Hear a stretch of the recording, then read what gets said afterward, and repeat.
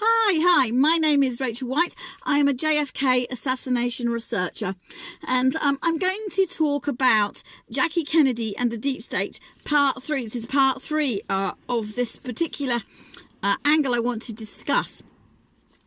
So I really want you to be able to go back and look at parts 1 and 2 of my Jackie Kennedy deep state videos, and also Richard has done a 3-part series called Jackie Kennedy CIA Hit Lady, which I think is also very important to kind of review all together, because our points are going to be overlapping, but nonetheless I believe it's information that you need to build up a big picture really of who this lady really is, and really her mission, that kind of culminated on the 22nd of November 1963 when she shot JFK, but also her as a whole person. So I really want to talk first of all. I want to talk to us about Lambchop. Now it seems a very crazy idea to suggest that the First Lady would pick up a puppet and use it as a hand glove and conceal a weapon in it and shoot the president through this hand puppet. It seems kind of crazy to even bring that kind of thought into the mix. And I want to say to you that we have proven that Lambchop did exist. There's a picture of this Lambchop toy in the car as it was photographed full of blood after the assassination. We have seen Lambchop being held by Jackie at Love Field, and we've got Jean Hill saying that she saw a little dog between JFK and Jackie riding in the car, which was laughed off. But obviously what she was trying to tell us there, that there was something, a little tiny kind of animal. She didn't know if it was a real animal or not, but she was trying to tell us there's something that in that car that looked like a little dog face or a little puppet face with eyes and a mouth and a nose. So, her comments warranted further investigation. And on further investigation, we know that Lambchop as a puppet certainly did exist, and that he was passed over the fence at Love Field as Jackie and JFK do their VIP meet and greet. We think very possibly now that Lambchop was commissioned and made and even handed over to Jackie Kennedy by Mrs. Jeanne de Mohrenschildt. And we have some footage. We can't 100% say for certain that it is her, but it certainly does appear a very striking resemblance to that lady, who was a seamstress, who worked for Zapruder at one time, and had in fact met JFK and Jackie, because George de Mohrenschildt, her husband, was a close friend of the family, and they'd had dinner together. So if you can imagine the scene here, if Jackie is being told to pick up a puppet, she will know Mrs. de Mohrenschildt, and she's going to make a beeline for her because she's holding the puppet dog, the puppet Lambchop. So you can kind of see now how this kind of all works together and fits together. So I want to investigate really why it is then, why would we have a puppet in the car? And the first obvious reason is because if she's got a puppet on her hand, no one at any point can see the gun shooting into JFK. It's complete concealment. So she shoots that gun through the puppet so that anybody looking in the car will not see the gun being fired. She then very, very quickly takes the puppet off, like I explained in my simulation, and we can see a quick flash of the Derringer glinting in the sun, and she stuffs it behind JFK's back. But really, there's a deeper reason why a Lambchop toy was used.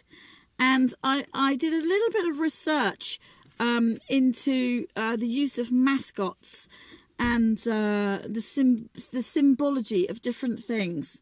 And I've looked at this a little bit now over the last couple of days, because I wondered why it was that the Lambchop toy would have been used.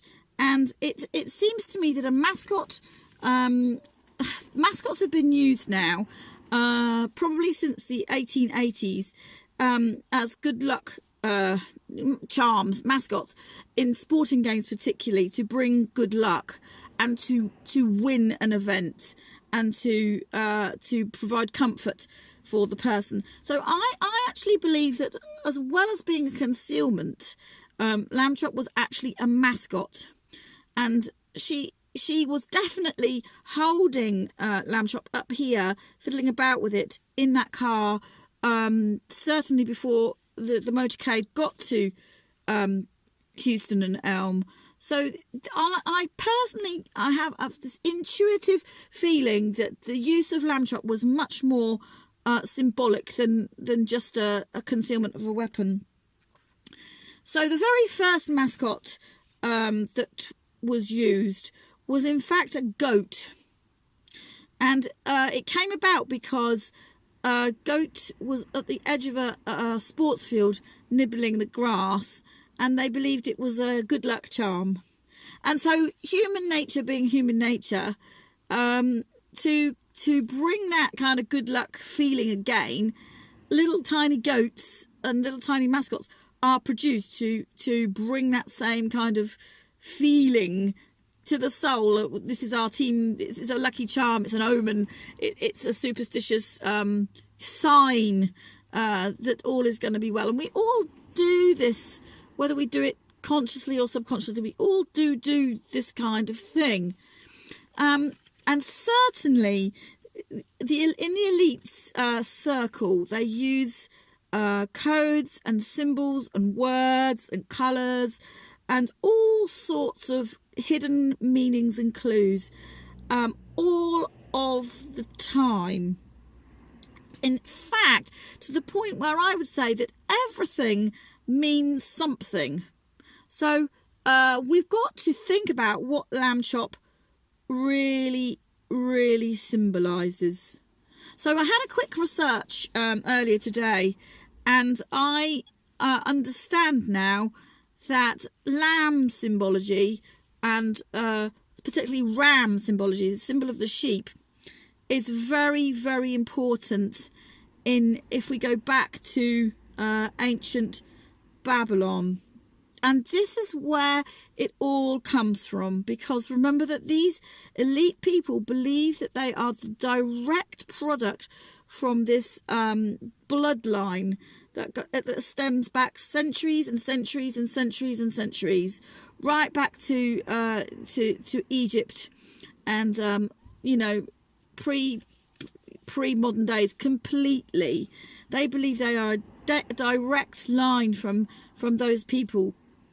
And so some of their symbology and the things that they use in terms of all of their rituals and all of their sacrifices in a satanic context all derive from ancient Babylon and Egypt.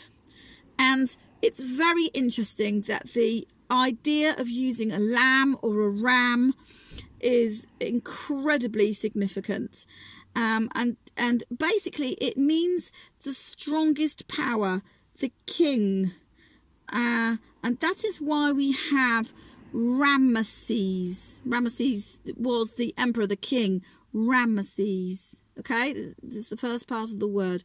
And that's why we have pyramid. Can you see? It's incorporated into the words.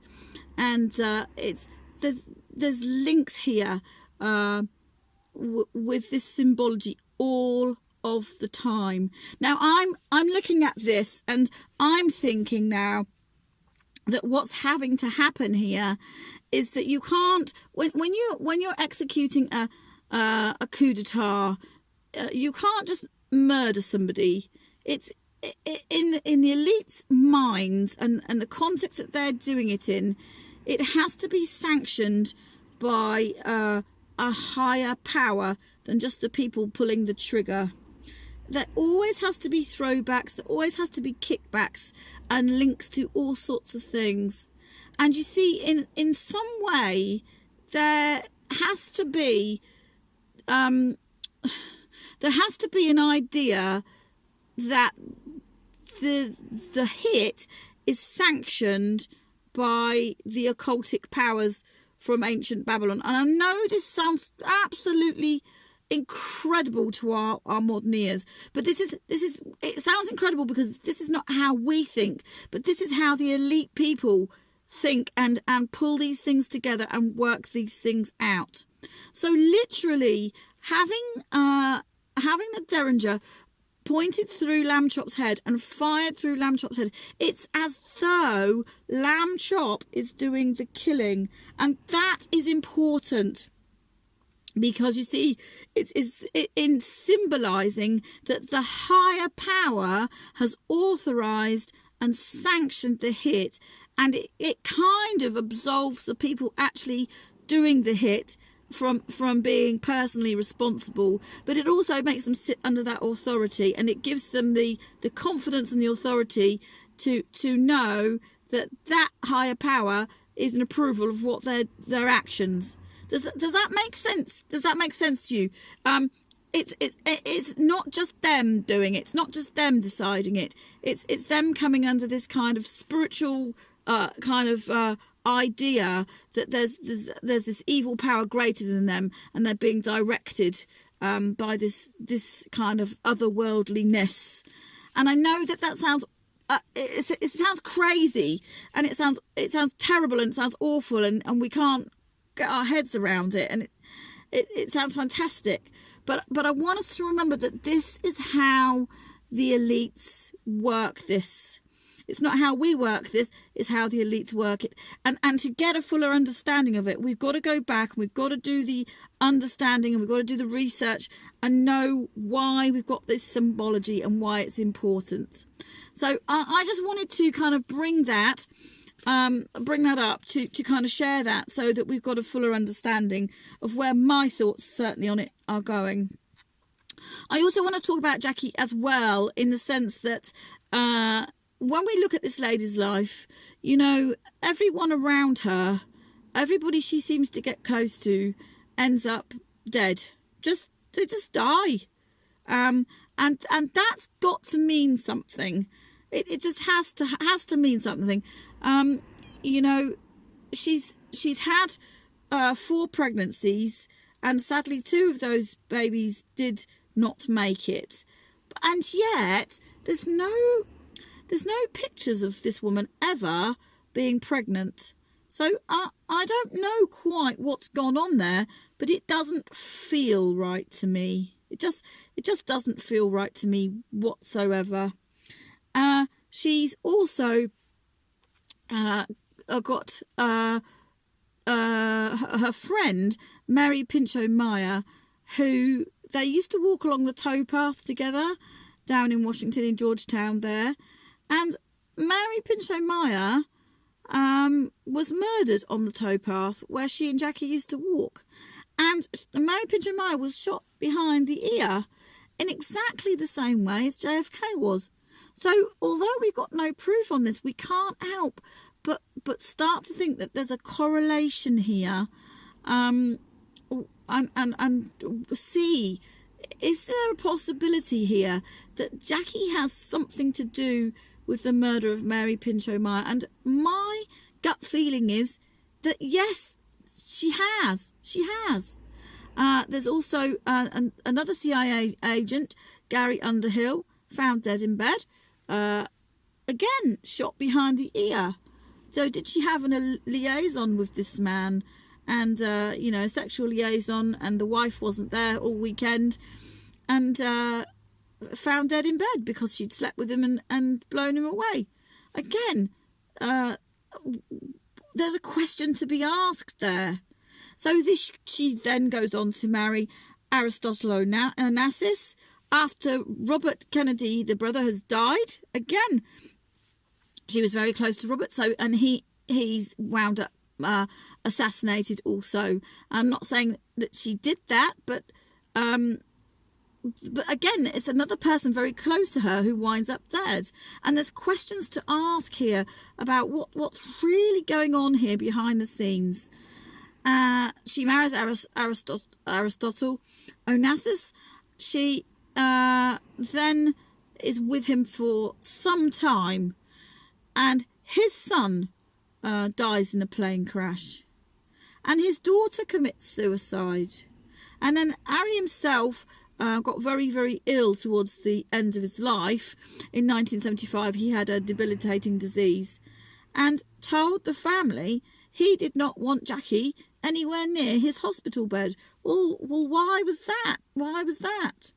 There was a legal battle for his estate, and she contested the will and ended up winning $5 or $6 million that he clearly didn't really want to leave her, I don't think. And his daughter from his first marriage committed suicide, they said. So again, Jackie, you see, with the Onassis children not there, they can't inherit, can they? So all the money will go to her. And this kind of thing, we've got to look at this kind of thing and ask the questions. Ask the questions. I don't know the answers. I'm just asking the questions here and saying the people around this woman seem to die. Okay, her own son died in a plane crash. Now, we don't know the ins and outs of all of that. It looks highly suspicious. It does not look like a regular plane crash whatsoever. My personal belief is he found out something to do with his mother's involvement in his father's own death. And I believe he was coming to the point where he was beginning to understand about that. And we find that he died in a plane crash in 1999. You know, this is these things that they do. We just don't know the answers. But what I'm saying is, how unlucky for some woman to have all of these people around her die in these various circumstances, in very, very strange circumstances, and yet similar circumstances. It just looks suspicious to me, and I think it warrants further investigation. And I just want to sow a seed into our minds to say, look at this woman a little bit more carefully, because she has been presented to us as a wonderful first lady, almost a queen. Somebody messaged me and said, how would I feel if somebody was saying all of these things about our Queen of England? I wouldn't actually mind anyway. But how would that make me feel? And you know, Jackie is our queen, and how dare I say these things? Well, I'm not saying these things. I'm just putting them out there and saying, let's look at this. Let's look at this, because there are things here that are unanswered, and we don't know the answers, and we should know the answers. We should know the answers. Okay, so I just want you to think through some of these pointers. We're all going to think through some of these pointers, and let's just expand the discussion on this, because there's more to know, and I feel it in here. There's more to know, and if there's more to know, I want to know what there is to know. Okay, so thank you.